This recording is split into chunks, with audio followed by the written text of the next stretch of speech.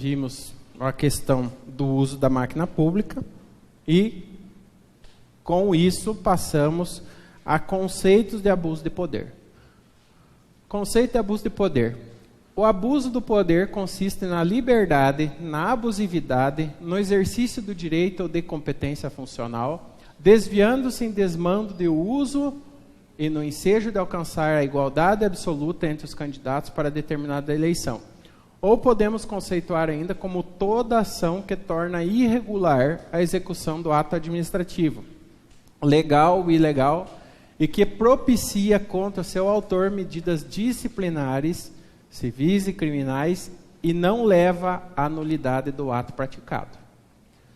Quando nós falamos em abuso do poder, no que diz respeito a quem está fora da gestão, é mais difícil de se comprovar. Agora, quando eu sou o gestor, quando eu tenho a máquina pública nas minhas mãos, fica fácil de se comprovar isso. Qualquer ação que te leve a beneficiar determinada pessoa e esqueça-se da coletividade, automaticamente pode gerar um abuso de poder. Por quê? Eu digo que para determinada pessoa é possível e para outra pessoa não é possível. Com isso, caracteriza que o meu interesse para essa pessoa que eu utilizei que é possível, é que eu traga algum benefício eleitoral com essa situação. Qual que é a previsão legal do abuso de poder que nós temos? Nós temos o artigo 14 da Constituição Federal de 88. A soberania popular será exercida pelo sufrágio universal e pelo voto direto e secreto, com valor igual para todos, e nos termos da lei mediante. Lei complementar que estabelecerá outros casos de inexigibilidade e os prazos de sua cessação, a fim de proteger a probidade administrativa, a moralidade para o exercício do mandato, considerada a vida pregressa do candidato e a normalidade e legitimidade das eleições contra a influência do poder econômico ou abuso do exercício da função, cargo ou emprego na administração direta ou indireta. Resulta-se assim uma classificação bem simples do que caracteriza o abuso do poder. Quando o valor do voto passa a ser diferente de uma pessoa para outra. Nós votamos sem benefício nenhum. A classe mais baixa vota pensando em algum benefício que ela recebeu ou poderá receber. O abuso de poder ele pode ser caracterizado não só no ato de uma compra de um voto especificamente dita, mas numa promessa futura. Qual que é nas cidades do interior, nas cidades pequenas, qual que é a maior situação que existe na época da eleição? A promessa de emprego. O candidato promete emprego para o filho teu, para o filho meu, para que ele fique na cidade. E a tua família lá tem 40 votos por causa dessa situação. Não, o fulano vai arrumar emprego para o meu filho na prefeitura. Vai, vota os 40. Depois, o cara entra lá porque ele não sabe como é que funciona. O cara que nunca foi prefeito, ele não sabe como é que funciona. Ele chega lá, está com 51% de gasto com o pessoal. E ele vai contratar como? Se já tem 51%, não pode comissionar, não tem como efetuar concurso, vai fazer o quê? Começa a se quebrar as promessas políticas. Mas ele utilizou da promessa para tirar proveito disso. A Lei Complementar 64 de 90, que trata de todos os tipos de inexigibilidade, tá? E os tempos e prazos para cada uma delas, estabelece casos de inexigibilidade, prazos de cessação e determina outras providências, de acordo com o artigo 14, parágrafo 9 da Constituição Federal. Ou seja, quando ela fala em lei complementar que estabelecerá, é a Lei 64/90. E o artigo 237 do Código Eleitoral, em desfavor da liberdade do voto, serão coibidos e punidos. Quais que são os tipos de poder, abuso do poder que nós temos definidos em lei? Abuso do poder econômico, abuso do poder político e uso indevido dos meios de comunicação social. Como nós estamos tratando dos gestores, quando um advogado que é contra o gestor, ele entra com pedido na justiça, dificilmente ele vai entrar com pedido só por esse ou só por esse. Ele vai efetuar uma ação na justiça por esses dois. Ele vai caracterizar abuso de poder econômico e abuso de poder político junto. Porque o abuso de poder econômico, ele, independentemente de que esfera está vindo esse dinheiro. Lembra do prefeito rico que nós falamos? Ele pode utilizar abuso do poder econômico com o dinheiro dele. Mas pode utilizar do abuso do poder econômico com o dinheiro do município. E esse abuso do poder econômico com o dinheiro do município caracteriza naquele outro exemplo da estrada que nós falamos. O eu prefeito tem que fazer a estrada, mas o eu candidato está lá fiscalizando, entre aspas, com um monte de gente à minha volta e já transformo isso numa reunião política na comunidade, eu estou tendo um abuso de poder econômico e abuso de poder político pelo uso da máquina pública em favor da minha candidatura. O abuso de poder econômico se configura quando ocorre doação de bens ou vantagens aos eleitores, de forma que essa ação possa desequilibrar a disputa eleitoral e influenciar no resultado das eleições, afetando a legitimidade e a normalidade das eleições. Para o TSE, o abuso do poder econômico é a utilização em benefício eleitoral do candidato de recursos patrimoniais em excesso. O abuso do poder político é o uso indevido de cargo ou função pública, eletivo ou não, com a finalidade de obter votos para determinado candidato, prejudicando a normalidade e legitimidade das eleições. Os tipos de abuso mais comuns são manipulação de receitas orçamentárias, utilização indevida de propaganda institucional e de programas sociais. Vou reputando um pouquinho, voltando atrás, vocês lembram na eleição de 2014 para presidente, quando se falava dos programas sociais, que estavam em risco os programas sociais, caso a então candidata à reeleição não ganhasse? No município de vocês devem estar enfrentando essas situações, que está tendo recadastramento do Bolsa Família e perca do Bolsa Família em vários casos. Tem municípios que eu atendo que na assistência social é fila de gente que o município está tendo que absorver de alguma maneira o programa social porque perdeu o Bolsa Família. Então, utilizada essa questão do programa social na época da eleição, visando, de repente, a continuidade deles. Que o prefeito ou o candidato do prefeito, se perder a eleição, tudo que foi feito nesse sentido será perdido. Tá? Enaltecer a administração é uma coisa. Enaltecer a administração visando a promoção pessoal é outra totalmente diferente.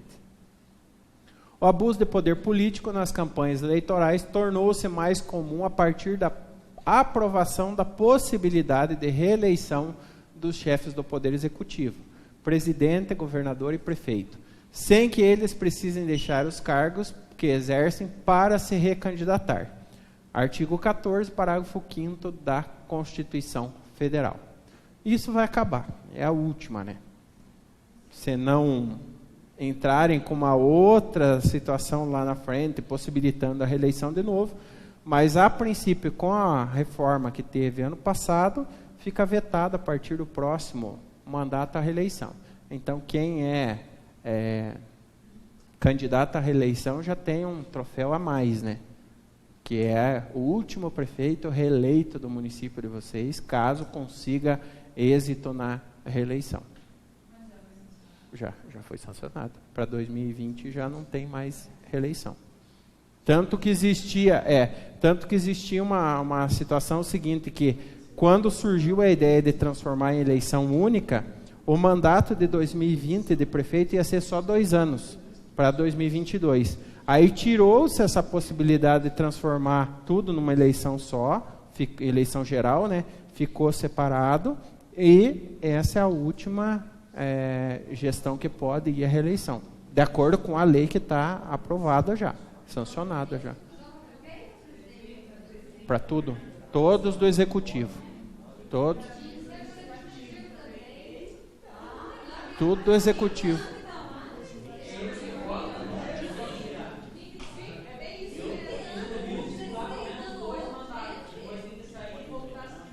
Tem aqueles votos de cabresto, né?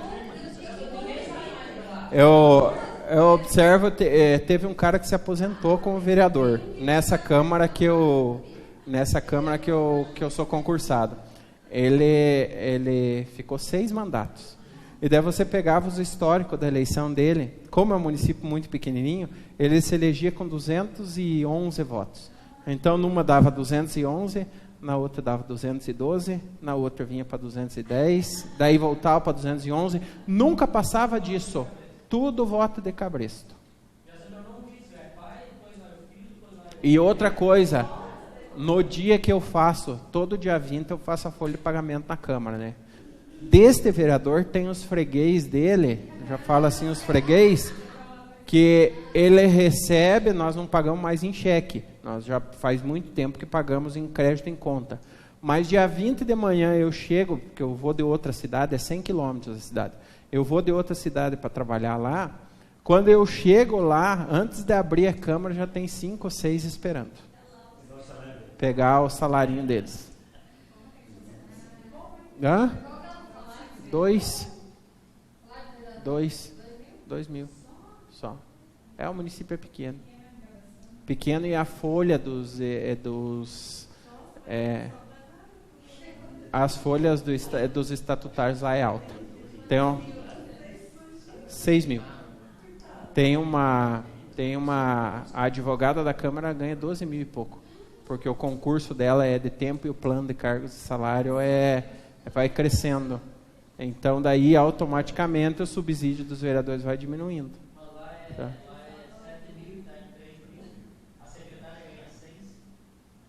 É que depende muito da arrecadação no município também, né? Nesse município que eu sou concursado na Câmara, a zeladora ganha 2.800, que também é concurso antigo.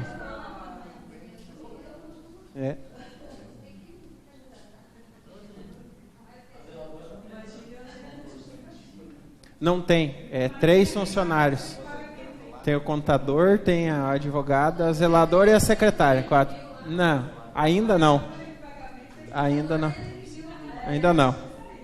Não, faz só 5 anos que eu sou concursado, então agora que eu vou começar a entrar, agora que eu começo a subir no plano de carreira. Não, eu só tenho uma coisa para dizer, o salário é muito bom por 8 horas. Tá? Por 8 horas de trabalho é muito bom. Para 8 horas está muito bom. Eu vou falar, R$5.500. Está louco, é bom. 8 horas. 8 horas semanais. É um dos últimos concursos que o Tribunal de Contas do Paraná aprovou com 8 horas. 5 anos. Para contratação, agora dizem 20 horas aqui no tribunal, mas depende da lei que foi criada no município. Nesse caso, não tinha contador concursado na época, mas a lei era de 92. Então, não foi trabalhado na lei e foi feito o concurso. E, por incrível que pareça, eu não conhecia ninguém na cidade. Eu passei graças a uma pós-graduação. Passou no concurso, em primeiro lugar, uma guria de Curitiba, e eu fiquei em segundo lugar na prova escrita, e na prova de título ela tinha uma pós, eu tinha 2. Eu fiquei com 2 pontos na frente dela.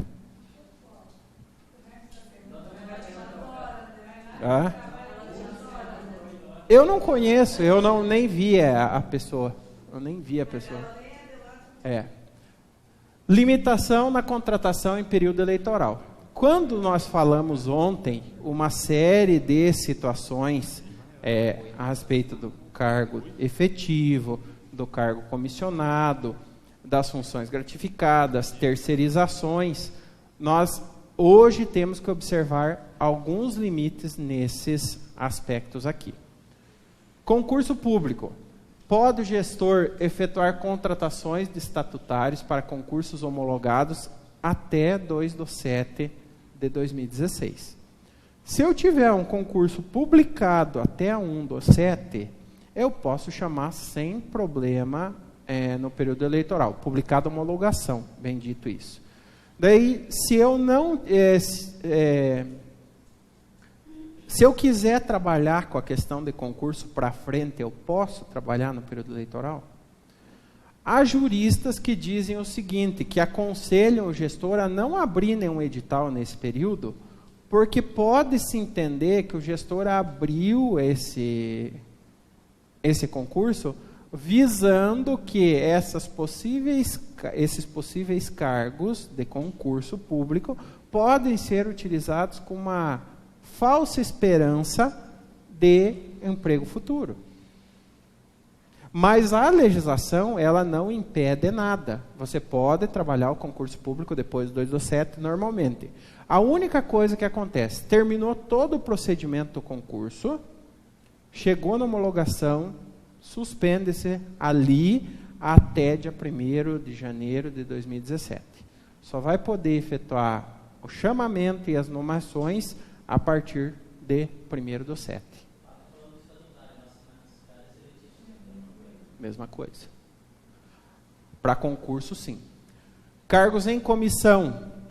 Livre nomeação e exoneração independente do período eleitoral. Pode o prefeito utilizar isso de determinada pessoa que ele sabe que é companheiro, precisa ceder o cargo para um adversário vir para ele segurar o adversário junto?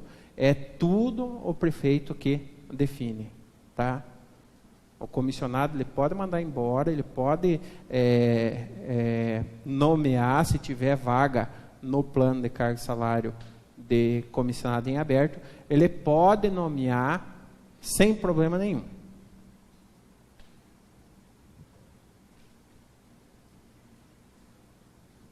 Funções gratificadas, ou seja, os efetivos que recebem gratificação por chefia, direção e assessoramento. Livre concessão ou cassação da gratificação independente do período eleitoral. Se eu quero tirar a gratificação dela e conceder para ela no período eleitoral, não tem problema algum. Aí é uma questão que fica entendimento de cada advogado. Eu, particularmente, entendo o seguinte, que aquele servidor que vai sair candidato, que vai se afastar do cargo, seja chefia, direção ou assessoramento, tá? A partir do momento que ele sai do cargo para ser candidato, automaticamente eu tenho que nomear outra pessoa para esses 3 meses responder por essa chefia, assessoramento ou direção. Tem advogados que dizem o seguinte, que a pessoa sai candidata e a gratificação vai junto. Eu entendo que não. Por exemplo, controlador interno do município de vocês é efetivo, tem 100% de gratificação e ele recebe R$ 7.500 com a gratificação. Tá? Esse controlador resolve ser candidato. O município não pode ficar sem controlador interno 3 meses. O que vai acontecer? Alguém vai ter que assumir esse cargo dele. Assumindo esse cargo, eu tenho que conceder por força da minha lei automaticamente a gratificação de 100% para quem está exercendo o cargo de controlador. Então, este que saiu, que não é mais controlador, por que eu vou pagar a gratificação de controlador? E às vezes só tem um cargo, né? E outra situação, que é o que eu ia tratar mais por final, a hora que eu passasse todas as situações, que aí nós temos que remeter ao que nós vimos ontem, do aumento com a despesa com o pessoal. Como que eu vou pagar 2 gratificações de 3.500 se a minha folha até o fechamento de junho, eu tinha só uma gratificação de 3.500 para esse cargo? Automaticamente, no percentual, pode subir a despesa. Aí o que vocês vão dizer assim? Não, mas a arrecadação minha subiu. Subiu a arrecadação e a minha despesa com o pessoal diminuiu.